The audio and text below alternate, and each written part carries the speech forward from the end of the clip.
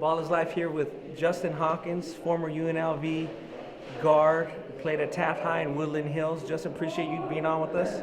Now he's a coach at Liberty High School in Henderson, Nevada, teaching, passing along what he knows about the game to younger kids and fulfilling that part of his career. So Justin, let's talk first about you being at Taft High School in Southern California. You guys play on a very talented team. You play with other players that played in college.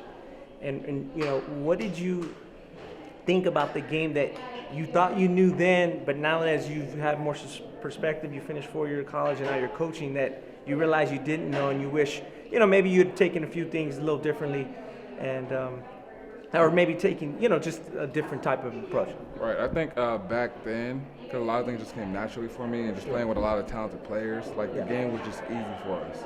Yeah. You know, we felt like there would be games where we could coast, knowing that we're still going to win by 20, 30 points. But there would be the games where like we know we have to focus because the team that we're playing is as good or maybe even be better than us. Sure. But now, you know, going through college, now even coaching, like I know that back then, if I would have prepared day in and day out like I do now, or even go as hard as I do now back then, things could have went totally different for me. Sure. I understand what you're saying. I remember you going to some grassroots events, and maybe I spoke at it, or Frank Burrows and some other people, and we mentioned things like that. You know, you guys were in a setting, whether you're playing for the Compton Magic or whether you're at like a Pangos camp or something. There's a lot of talent. You guys are having fun, but you always didn't.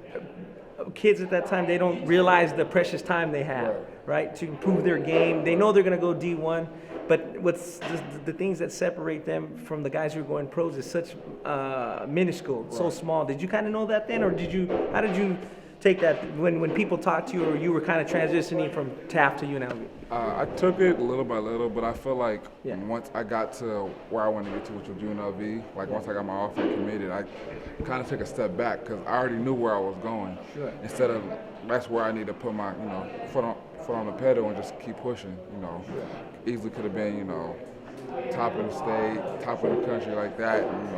Could have even went to the pros, but I just would have kept pushing. So. Yeah, when you say you're taking the foot off the pedal, do you mean in improving your game, like as the end of your senior year or your senior? Do you feel kind of you like? I settled. I definitely settled because I felt like my goal in high school was to get a college scholarship to where I wanted to get to, which was UNLV. Sure. I got my offer, I committed. I'm like, I got mine, so let me help everyone else get theirs. So I took more of a step back role in a team approach instead of it just being individual and improving on my weaknesses like I should have. Got you. Obviously, in your family, you took education very seriously, and other people may not have had that educational background. Do you feel sometimes that the pressures of school and just getting your degree, it was very difficult in college, or do you think it was not too much of a problem? I think it was only difficult because of the added pressure from outside.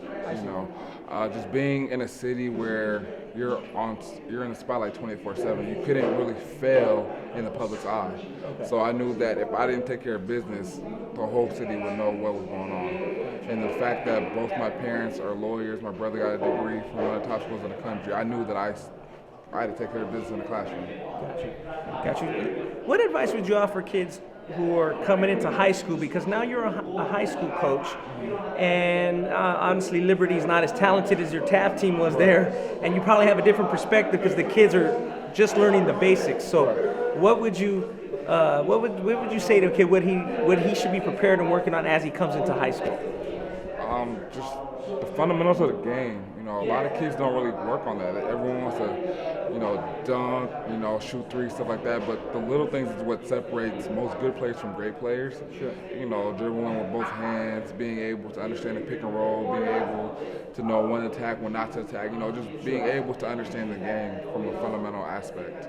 Gotcha. And when you went to college, obviously you were an all-state level player.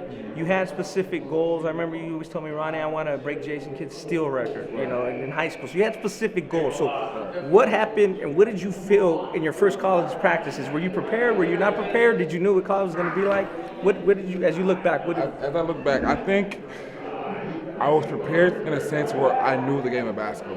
Sure. I just wasn't prepared when it came to speed and strength because they're just a whole different level from, going from high school to college. That's the only aspect where I wasn't prepared.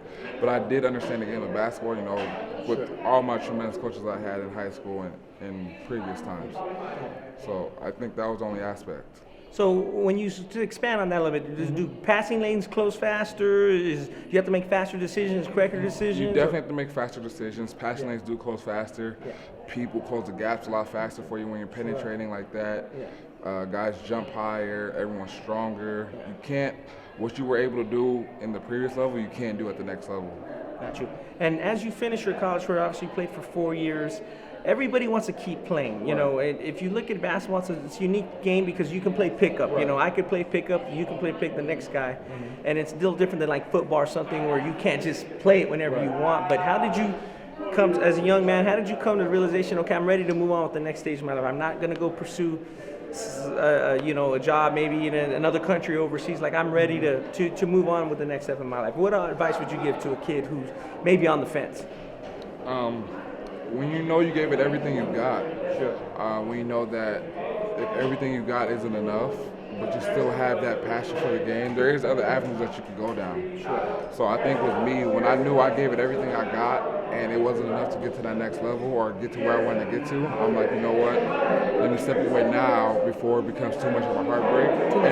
Right, exactly. And follow my next life, follow the next chapter in my life. Appreciate it. That's a good insight. I appreciate you sharing that with us, and thank you for your time, Justin. Thank you.